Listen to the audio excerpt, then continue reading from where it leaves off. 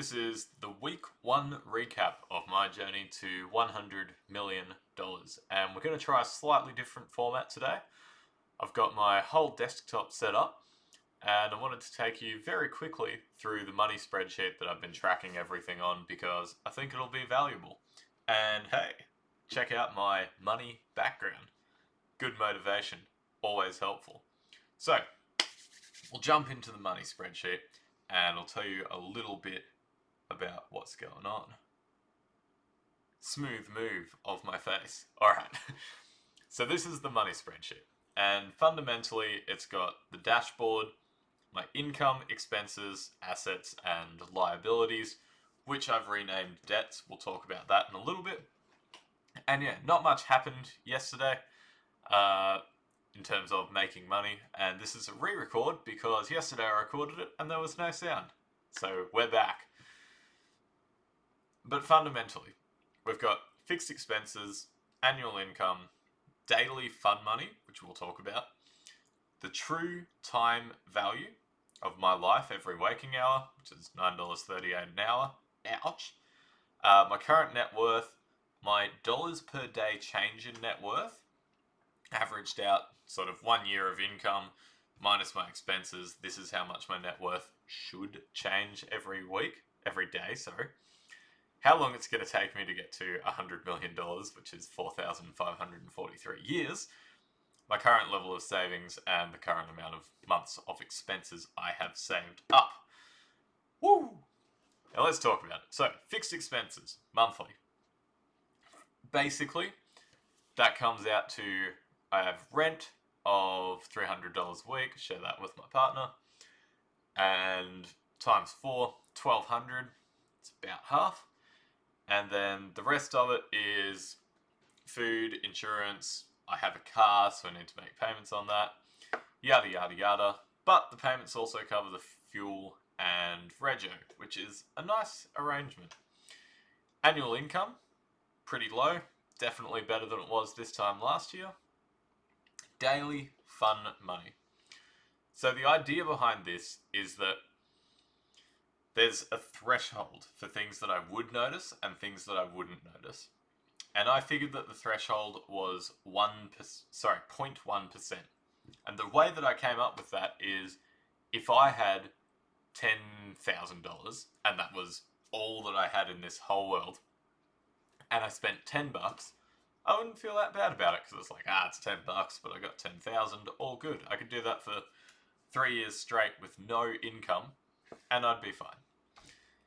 And so the daily fun money idea was pretty much, if I just take 0.1% of my income, so my net worth, move the decimal point over 3 places, so 1/1000th, and then I pay off all of my fixed expenses for that day, what I'm left with is fun money, which currently is negative $92.09, which means I need to make $92.09 every day before I can even consider having a bit of fun. Which is kind of extreme now that I say it out loud, but that's exactly how I think about it, and that's so far, well, you could say that it's not been working, but that's all the student loans, so yeah. Daily fun money. True time value. There are 365 days in a year. Every day has 16 waking hours. You look at your yearly income divided by all of those waking hours. And for me, with an income of 55 grand, let's say, that true time value is my waking hours are worth about $9.38, which is pretty abysmal. It's definitely lower than minimum wage. And so, got to get the income up rapidly. Net worth, pretty self-explanatory. This is just where I log everything. And dollars per day change in net worth, already had a chat about that. Years to goal net worth, pretty understandable. Savings and months of expenses saved. That's how I think about savings personally, because the point of savings isn't to just have money in the bank, although that is very nice. The point of savings is if there's an emergency, if you lose all of your income, how long can you survive on the money that you've made? And for me, the answer is 6.5 months, so that'd get us into early 2026. And look, if in those 6.5 months I can't make any money, I'll still be fine. And then it's just a buffer. From there, I can start making decisions, and I think also partly it's a bit of freedom and, self-worth, because when I left my job recently, the full-time one, I felt more comfortable doing it because I knew that I had that safety net to fall back on. And I was like, look, the threshold for me, like not getting a minimum wage job and just waiting it out, waiting for a good opportunity to come up, is 6.5 months. So I'm just going to wait, execute. And that's pretty much exactly what we did. So good times all around.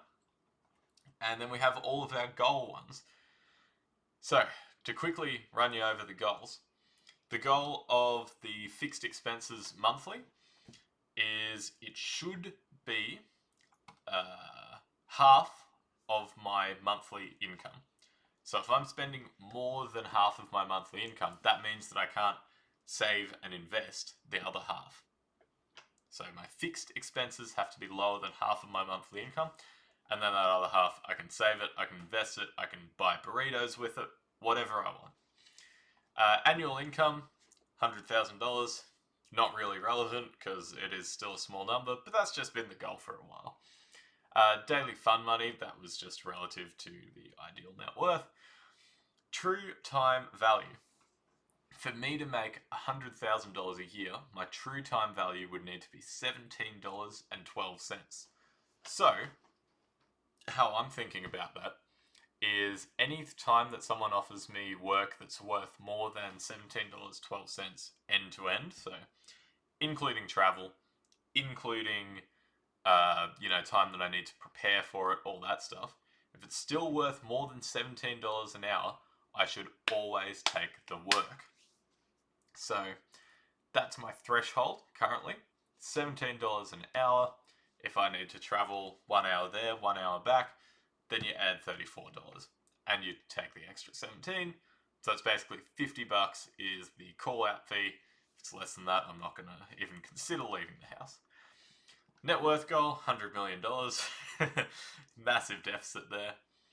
The dollars a day change in net worth that I would need to hit $100 million in 2 years, which would be by my 25th birthday, is $136,000 a day.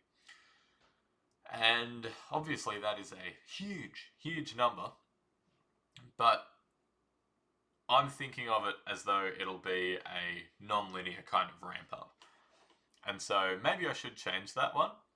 This was just the simple formula, but I think that realistically, I need to keep changing my net worth, but I need to increase the margin every day that I change it by.